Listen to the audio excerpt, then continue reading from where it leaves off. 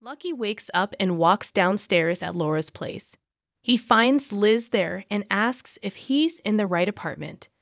Liz fills him in on the news about Sam and Lulu and that the surgeries are scheduled. Lucky sits down and says that for the past few days, all he's been able to think about is how his choices could cost Lulu her life. Liz tells Lucky there was no way he could predict this would happen. Working at the hospital, she's learned that days of sadness and despair are part of life. However, life can be great too, and today is a good day, so he should appreciate it. Lucky says she's right, and he thanks her for stopping by with the update. Liz says he's really not the reason he's here. Ace cries over the baby monitor, and she says today, she's a babysitter. Liz brings Ace down, and he plays as Lucky and Liz talk. Liz says Ace reminds him of Aiden at this age. She says Aiden loved to bop to music and sing, which he got from his father. Later, the next babysitter arrives, and Liz has to go to work. She encourages Lucky to talk to their son about who he is now, and even music.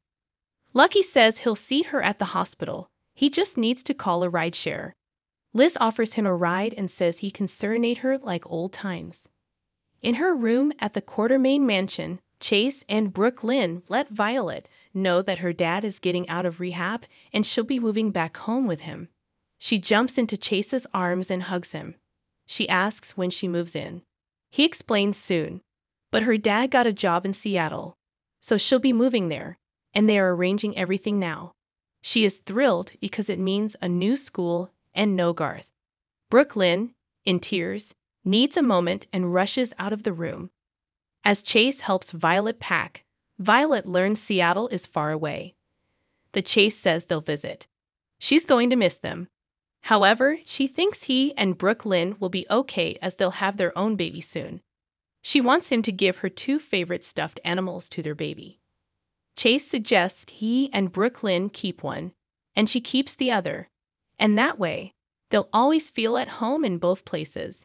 Gio shows up with a suitcase and takes over, helping Violet pack so Chase can check on Brooklyn. Gio asks Violet about moving to Seattle. She's glad to be with her dad, but is nervous about changing schools.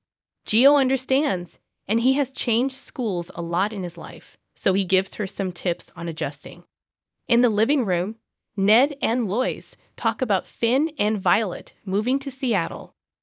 Ned quickly notices Lois has ditched the new accent and reverted to her true one. Lois explains she'll still use Ms. Finch's teachings in the proper settings.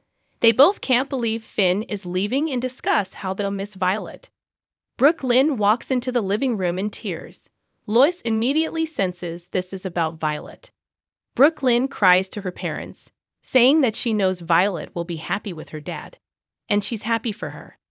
But she started to think of herself as a daughter, as she did with Bailey Lou, and she's not ready to give up that feeling again. Ned tells her it's only natural to feel that way. Brooklyn says she has to hold it together for Chase, at least until Violet is gone.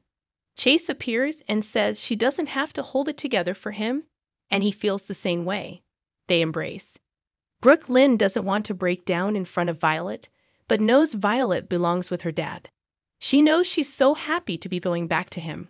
Lois excuses herself, and Ned tells Brooklyn that they'll all be sad to see Violet go as she's family. Brooklyn freaks out, as they haven't told Tracy. Brooklyn calls Tracy to tell her that Violet is going home to be with Finn. Back in Violet's room, she and Gio finish packing her suitcase. Violet's expression finally turns a bit sad. Gio knows goodbyes are hard, but reminds her that she'll be with her dad. And that's the most important thing. Lois stands in the doorway and listens. Sam gathers her mother and sisters at Alex's house. She reveals the news she is going to be Lulu's donor. Christina wasn't expecting this and thought this was going to be about Rick. Molly asks what happened with her father, and Christina explains she found Rick and Ava having dinner like nothing ever happened. Molly wants details, and soon realizes Christina lost it in a crowded restaurant and has just helped Ava's defense. Christina states that, for once, Molly's dad is the villain, not hers. Molly tells her that she all but handed her father evidence that Avad is not at fault. Christina and her explosive temper are. Sam tries to stop them from fighting, but also refuses to choose sides in their battle. Sam yells at her sisters that she has enough going on and doesn't need this. She has to drop her kids off at the Quartermains and go to the hospital.